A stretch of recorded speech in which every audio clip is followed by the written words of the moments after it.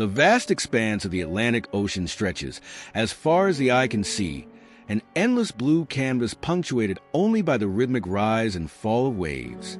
In the midst of this watery wilderness, a small makeshift raft bobs precariously, its fragile structure a testament to human ingenuity and desperation. Atop this improvised vessel lies a man, his skin blistered and peeling from relentless exposure to the sun, salt, and wind. His cracked lips move silently, forming a single word: water. This is Stephen Callahan, and he has been adrift in the Atlantic for 76 grueling days. His journey began as an adventure, but has transformed into a harrowing fight for survival against seemingly insurmountable odds. As we delve into Stephen's extraordinary tale, we'll witness the depths of human endurance and the indomitable spirit that can emerge when pushed to the very brink of existence. 6 months earlier, Stephen was living a comfortable life as a naval architect in Maine. His days were filled with blueprints and boat designs, but beneath the surface of his ordinary life lurked an extraordinary dream. For years, he had harbored a burning desire to sail across the Atlantic solo, to test himself against the mighty ocean and emerge victorious on the other side. After years of meticulous planning and preparation, Stephen finally felt ready to embark on his grand adventure. He set out from Newport, Rhode Island, in his small but sturdy sailboat, the Napoleon Solo. As he cast off from the dock, waving goodbye to friends and family, Stephen could hardly contain his excitement. The open ocean beckoned, promising freedom, challenge, and the fulfillment of a lifelong dream. For the first week, the journey was everything Stephen had imagined and more. Clear skies stretched overhead, painted in brilliant hues of orange and pink at dawn and dusk. Favorable winds filled his sails, propelling the Napoleon Solo steadily eastward.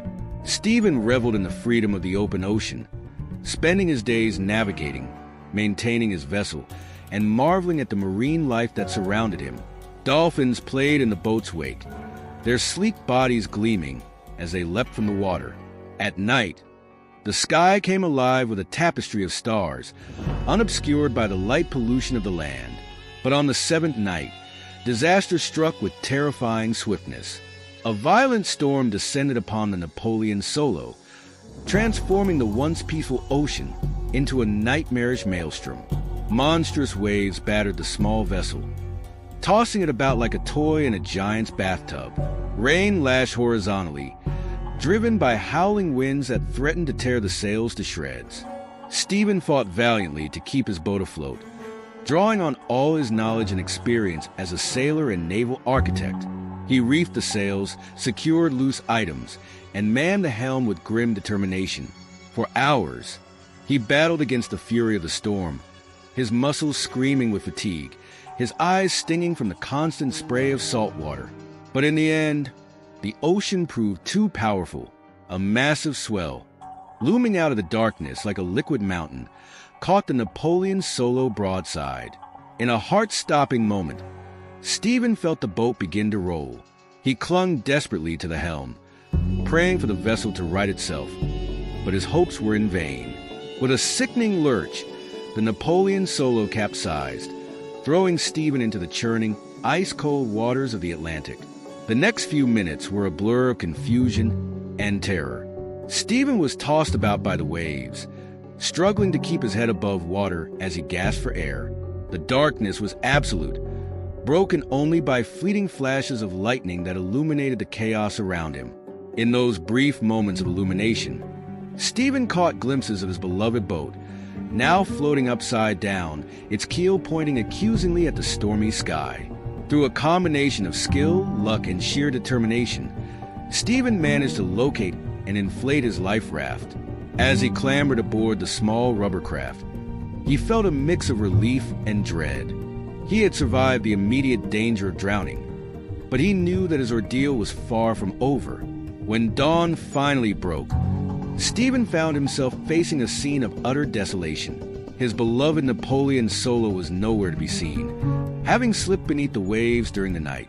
All of his carefully packed supplies, his navigation equipment, his radio, everything was gone. All he had left was a life raft, a solar still for making fresh water, a spear gun, a few flares, and the clothes on his back. As the reality of his situation sank in, Stephen felt a wave of despair threaten to overwhelm him. He was alone in the middle of the Atlantic, with no way to call for help and no idea how far he had drifted during the storm. The enormity of the ocean around him was both awe-inspiring and terrifying. For a moment, he considered giving up, of letting the sea claim him and end his suffering quickly. But something deep within Stephen refused to surrender. Perhaps it was his natural stubbornness, or the survival instinct that resides in all of us, or simply the fierce desire to see his loved ones again. Whatever the reason, Stephen made a conscious choice in that moment. He chose to fight. He chose to live. The first days of Stephen's ordeal were a brutal test of his resolve. Dehydration set in quickly under the scorching sun, which beat down mercilessly on the small raft. Stephen rationed his meager water supply with fanatical care, allowing himself only the tiniest sips to wet his parched throat. But it wasn't enough. Within days, his lips were cracked and bleeding, his tongue swollen and dry. Desperate to increase his water supply, Stephen turned to his solar still. The device, essentially a plastic bag designed to collect condensation, became his lifeline. He spent hours each day tending to it, adjusting its position to catch the maximum amount of sunlight and carefully collecting every precious drop of fresh water it produced. But even with the solar still, Stephen's thirst was overwhelming. In his darkest moments, driven by desperation, he resorted to drinking his own urine. The acrid taste made him gag, and he knew the salt content would only worsen his dehydration in the long run, but it provided temporary relief from the constant, maddening thirst that plagued him. Food was another critical challenge. Stephen's spear gun, initially seen as a luxury item for catching the occasional fish, became his primary means of sustenance. But using it effectively proved to be a monumental task. Weakened by dehydration and the constant motion of the raft, Stephen struggled to aim accurately. His first attempts at spearfishing were exercises in frustration, with fish darting away moments before he could strike. As the days wore on, Stephen's body began to waste away. His once strong muscles atrophied, and his stomach clenched with constant hunger pangs. He dreamed of food. Elaborate feasts and simple home-cooked meals alike tormented his sleeping and waking hours. The salt water that constantly splashed into the raft caused painful sores to develop on his skin, adding to his misery. But slowly, through persistence and necessity, Stephen began to adapt to his harsh new reality. He learned to read the ocean, to spot the telltale signs of fish swimming beneath his raft. He discovered that certain species were attracted to the algae growing on the bottom of his craft, making them easier targets. Each successful catch, no matter how small, became a victory to be savored. Stephen developed a routine to maintain his sanity and maximize his chances of survival. He would wake at dawn, carefully tending to his solar still and scanning the horizon for signs of ships or land. The middle of the day was devoted to spearfishing, when the sun was highest and the fish most active. Evenings were spent securing his meager possessions, checking the raft for damage, and gazing at the stars, trying to navigate by their positions. As weeks turned into months, Stephen's body continued to deteriorate, but his mind sharpened with a clarity that comes from complete focus on survival. He began to see the ocean not as an enemy to be fought, but as a complex ecosystem to be understood and, when possible, used to his advantage. He observed the behavior of birds, noting how their flight patterns changed when land was near. He studied the currents, learning how to position his raft to take advantage of their flow. The psychological toll of solitude and constant danger was immense.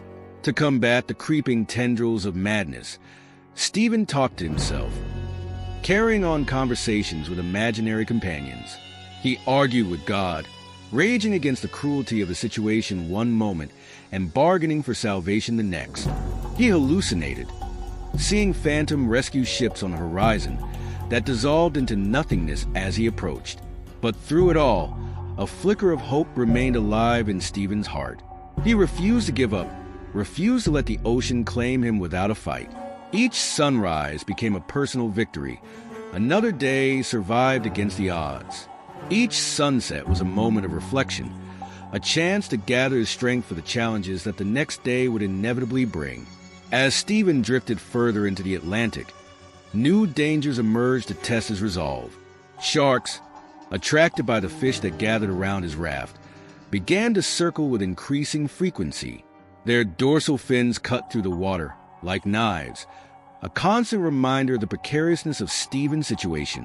One night, as Stephen dozed fitfully, a curious shark bumped against the raft, nearly capsizing it. The encounter left Stephen shaken and acutely aware of his vulnerability.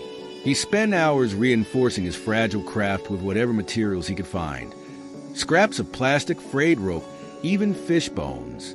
Every sound in the night became a potential threat, keeping Stephen in a constant state of hypervigilance that wore on his already frayed nerves. But the ocean wasn't done testing Stephen's resolve. Approximately 50 days into his ordeal, a massive storm hit, threatening to destroy the raft he had worked so hard to maintain. For 3 days and nights, Stephen bailed water frantically, fighting to keep his lifeline afloat. The wind howled, drowning out his cries of effort and despair. Waves crashed over the sides of the raft, each one threatening to be the one that would finally overwhelm his defenses. When the storm finally passed, Stephen found himself with a torn raft and dwindling supplies. The solar still had been damaged, severely limiting his ability to produce fresh water. Many of the fish that had been his primary food source had been driven away by the turbulent waters. For the first time since the beginning of his ordeal, Stephen felt truly defeated. It was in this moment of despair that Stephen made a crucial decision, one that would ultimately save his life.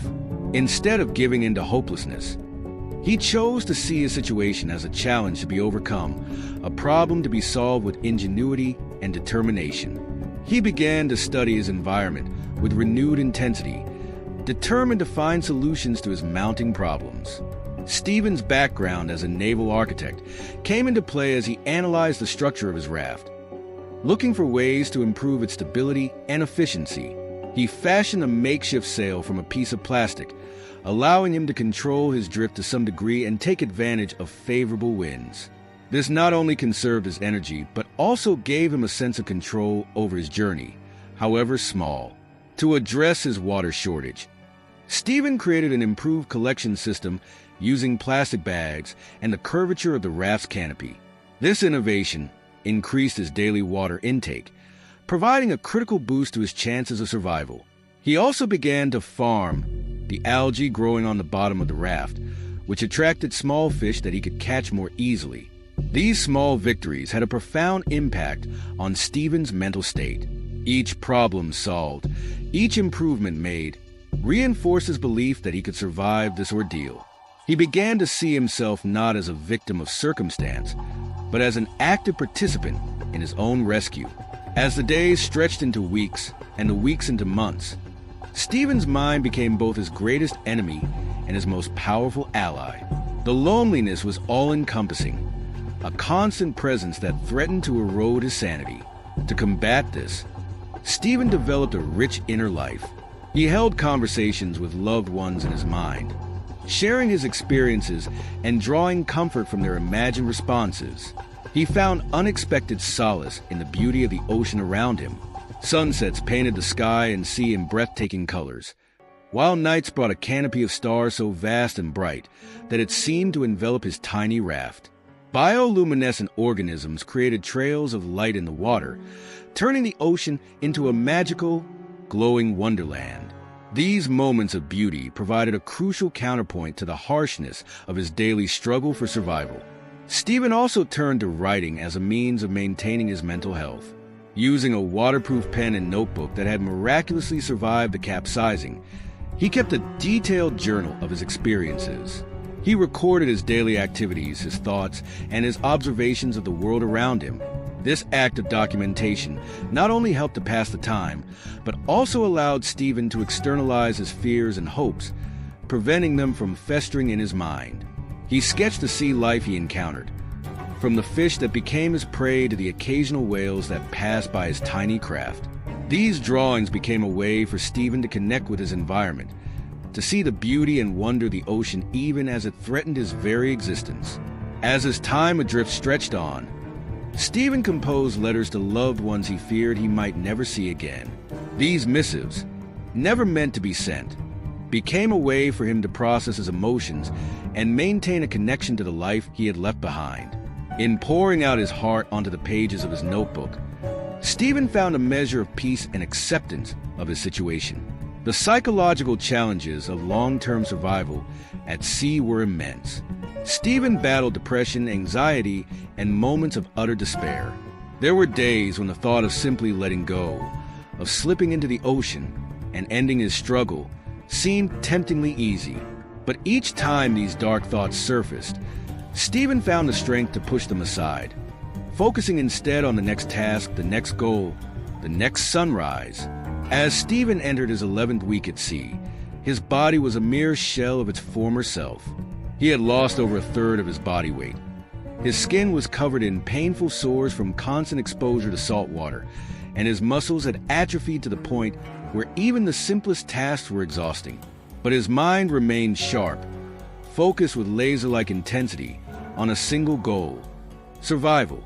On the morning of the 76th day, Stephen awoke to an unfamiliar sound that cut through the constant background noise of waves and wind. It took his sleep-addled brain a moment to process what he was hearing, but when recognition dawned, it sent a jolt of adrenaline through his weakened body. Birds, seagulls, to be precise. With a surge of hope and fear, Stephen realized what this could mean. Land was near. Using the last reserves of his strength, Stephen began to paddle towards the sound, his heart pounding with a mixture of excitement and anxiety. Had his ordeal finally come to an end, or was this just another cruel trick of his fatigued mind? He had experienced hallucinations before, vivid mirages of rescue ships and distant islands that dissolved into nothingness as he approached. But this felt different. The cries of the birds were too consistent, too real to be a figment of his imagination. As the sun rose higher in the sky, painting the horizon in brilliant hues of orange and pink, Stephen's eyes strained to see through the morning mist. And then, like a miracle materializing before his very eyes, a smudge appeared on the horizon. At first, it was nothing more than a darker line where the sea met the sky, so faint that Stephen feared to trust his own vision. But as the minutes ticked by and the smudge grew larger, its shape becoming more defined, Stephen allowed himself to believe. Land. After 76 days adrift in the vastness of the Atlantic Ocean, Stephen Callahan had found land. Tears of joy streamed down Stephen's face as the smudge on the horizon slowly revealed itself to be the lush green hills of Marie Galante, a small island in the Caribbean. The sight of vegetation, of solid ground after so long at sea, was almost too much for Stephen's overwhelmed senses to process. He laughed and cried, offering thanks to whatever higher power might have been watching over him during his long ordeal. But Stephen's jubilation was tempered by the realization that his struggle was not yet over. The currents that had carried him across the Atlantic now threatened to sweep him past the island, back into the open ocean. With renewed determination, Stephen began to paddle furiously, fighting against the pull of the water with every ounce of strength left in his emaciated body. For hours, Stephen battled the sea, inching his way closer to the shore. The island seemed to taunt him, appearing tantalizingly close one moment only to seem hopelessly far the next. The sun climbed higher in the sky, beating down on Stephen's exposed skin, adding the threat of heat stroke to his list of concerns. His muscles screamed in protest, and used to such prolonged exertion after weeks of relative inactivity. Several times, Stephen felt his consciousness begin to slip away, his vision narrowing to a pinpoint. But each time, he forced himself back to full awareness, knowing that to give in to exhaustion now, so close to salvation, would be the cruelest twist of fate. Just as Stephen's strength was about to give out entirely, when the shore still seemed impossibly far away, a new sound cut through his labored breathing and the lapping of waves against his raft. The unmistakable purr of an engine. Looking up with bleary eyes, Stephen saw a fishing boat approaching, its occupants gesturing wildly as they caught sight of his makeshift raft. The fishermen, shocked by the sight of the emaciated man on his makeshift raft, quickly maneuvered their boat alongside Stephen's craft. Their eyes widened in disbelief as they took in his skeletal frame, his skin burned and peeling, his beard long and matted. Stephen, overwhelmed by the sudden appearance of other human beings after so long alone, could only stare back in stunned silence.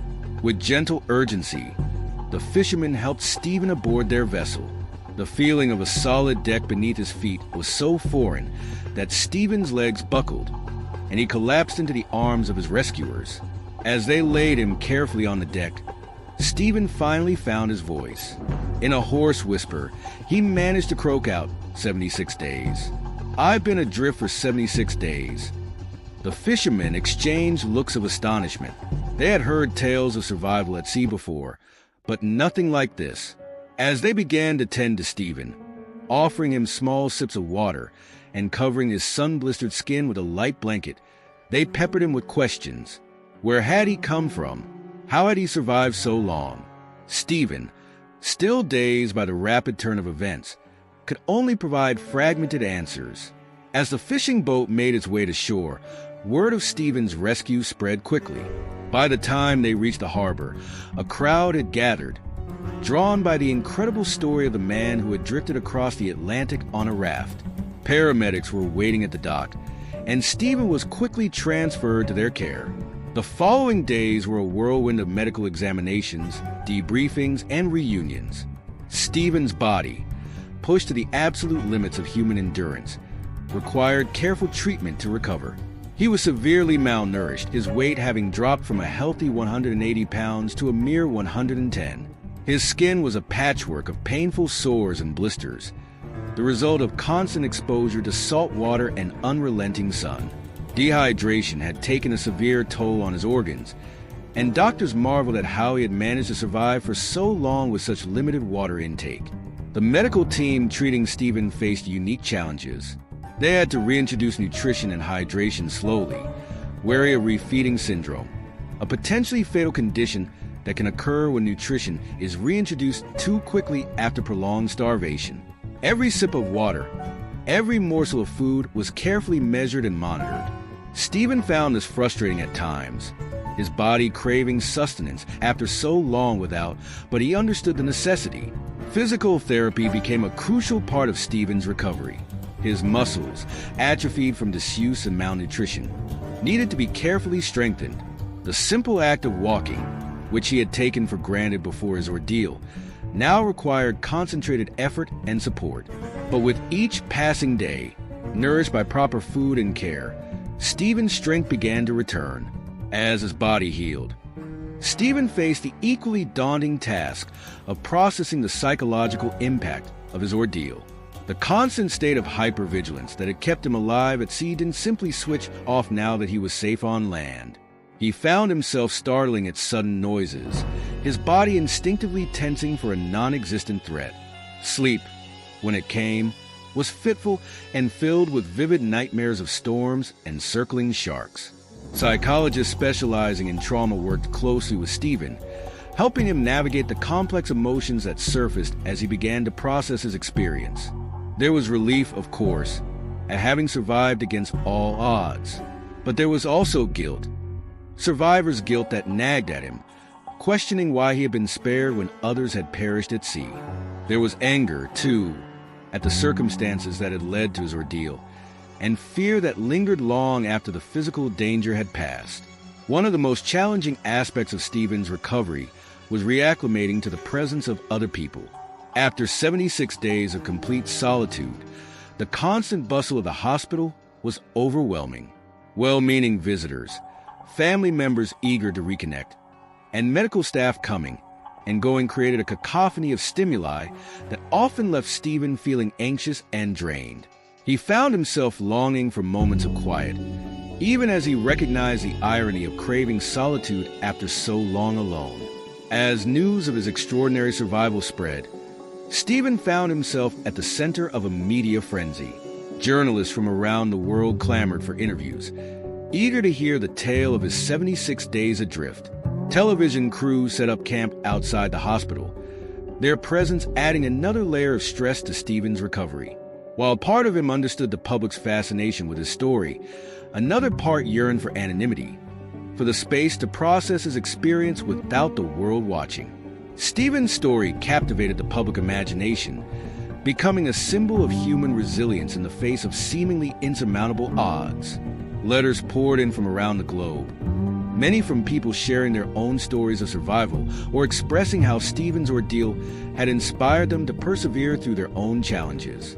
While touched by these messages, Stephen often felt a disconnect between the heroic figure portrayed in the media and his own sense of self. He hadn't set out to be a hero or an inspiration. He had simply refused to die. In the weeks and months that followed his rescue, Stephen began the long process of readjusting to normal life. The transition was far from easy. Simple pleasures that he had once taken for granted, a soft bed, fresh food, the ability to move more than a few feet in any direction, now seemed like miraculous luxuries. The first time he took a shower after his rescue, Stephen found himself overwhelmed by emotion. The simple act of standing under running fresh water, bringing home the reality of his survival in a way that media interviews and medical examinations had not. Reintegrating into society presented its own set of challenges. Social interactions, once second nature, now required conscious effort.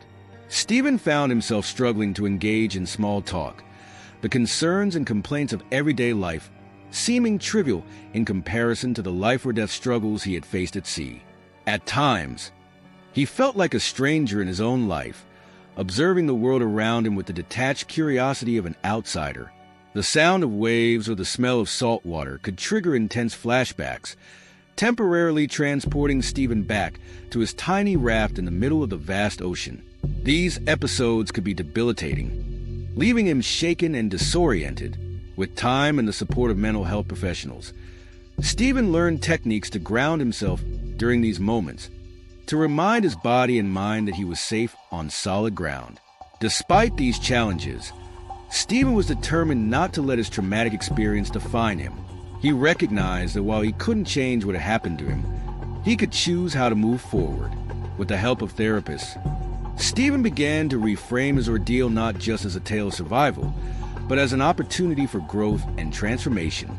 As he recovered, Stephen felt compelled to share his story with the world.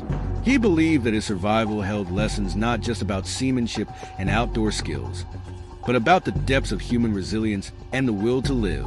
He began work on a book, Adrift, 76 Days Lost at Sea, which would go on to become an international bestseller. Writing the book was a cathartic experience for Stephen. It allowed him to revisit his ordeal in a controlled environment, to make sense of the chaos and find meaning in his suffering. As he put his experiences into words, Stephen gained new insights into his own strengths and the universal human capacity for survival. The process of writing also helped him to integrate his experience into the broader narrative of his life, to see it not as a disconnected traumatic event, but as part of his ongoing journey. The success of his book led to speaking engagements around the world. Initially, the thought of addressing large audiences was daunting for Stephen, who was still adjusting to regular social interactions. But as he shared his story, he found that connecting with others through his experience was healing. He spoke about the importance of adaptability, of maintaining hope in the darkest of times, and of finding beauty and meaning even in the midst of great hardship. Stephen found himself addressing diverse audiences, from school children to corporate executives, each group finding different lessons in his tale of survival. For students, his story became a powerful metaphor for resilience in the face of life's challenges.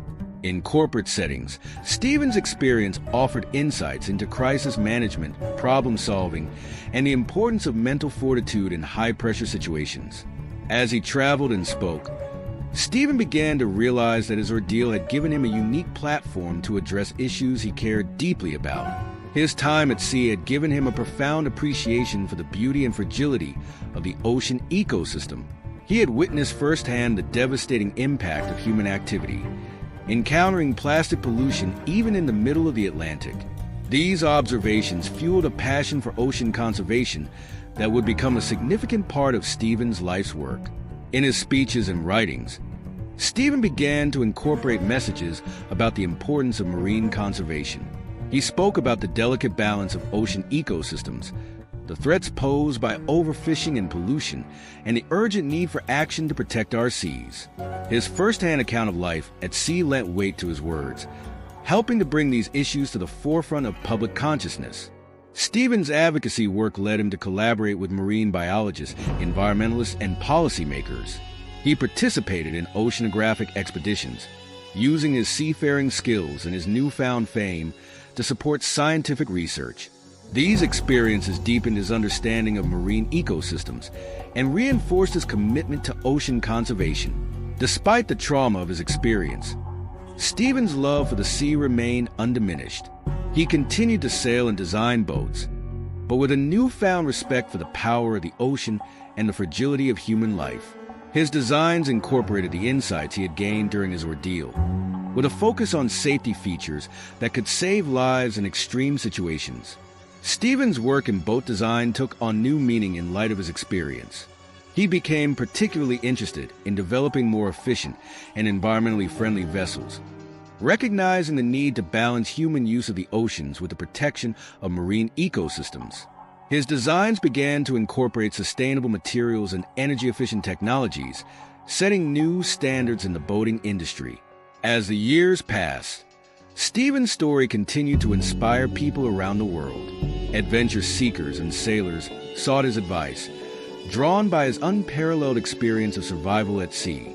But Stephen was always careful to balance the romance of adventure with a sobering message about respect for the ocean's power and the importance of proper preparation. Stephen's incredible journey changed him profoundly, both physically and mentally. The ordeal left its mark on his body. Scars from his time at sea, joints that ached in cold weather, a digestive system permanently altered by his period of near starvation. But it also left him with a deep appreciation for the simple things in life: fresh water, food, and human companionship. The constant struggle for survival had stripped away all pretense and superficiality, leaving him with a clear sense of what truly mattered in life. This newfound perspective influenced every aspect of Stephen's life. He found himself less concerned with material possessions and more focused on experiences and relationships. The friendships he maintained and the new ones he formed were characterized by a depth and authenticity that he might not have been capable of before his ordeal. He approached each day with a sense of gratitude, never forgetting how close he had come to losing everything. As Stephen's story spread, it took on a life of its own, inspiring books, documentaries, and even talks of a Hollywood film. While he appreciated the opportunity to share his experience, Stephen was always quick to redirect attention to the larger issues his story illuminated: the power of human resilience, the importance of ocean conservation, and the need for greater respect for the natural world. In environmental circles, Stephen became known not just as a survivor, but as a passionate and knowledgeable advocate for ocean health. He used his platform to challenge governments and corporations to take decisive action on climate change and marine pollution. His speeches often drew parallels between his personal struggle for survival and the broader fight to save our oceans, arguing that both required unwavering determination in the face of seemingly impossible odds. Stephen's journey from survivor to advocate was not without its challenges. There were times when the weight of his experiences and the enormity of the environmental challenges facing our oceans threatened to overwhelm him. But just as he had on his raft in the Atlantic, Stephen found ways to persevere. He developed a meditation practice that helped him manage stress and maintain perspective. He surrounded himself with a supportive community of friends, fellow environmentalists, and mental health professionals who understood the unique challenges he faced. As he entered his later years, Stephen reflected often on the strange twist of fate that had set him adrift in the Atlantic and the even stranger circumstances that had allowed him to survive. He never lost a sense of wonder at the fact of his own survival, nor his deep respect for the power of the ocean. But more than anything, he felt a profound sense of purpose. His ordeal had given him a second chance at life, and he was determined to use that chance to make a difference in the world. The story of Stephen Callahan's 76 Days Adrift in the Atlantic continues to serve as an inspiration to people around the world. It reminds us of the extraordinary capacity for survival that lies within each of us, and the strength we can find when pushed to our absolute limits. It's a tale of hope, perseverance, and the unyielding human spirit in the face of overwhelming odds. But beyond the drama of survival, Stephen's story offers deeper lessons about our relationship with the natural world and with ourselves. It demonstrates the importance of adaptability and resourcefulness, of maintaining mental strength even when physical strength fails. It shows us that even in our darkest moments, there is beauty to be found if we have the courage to look for it.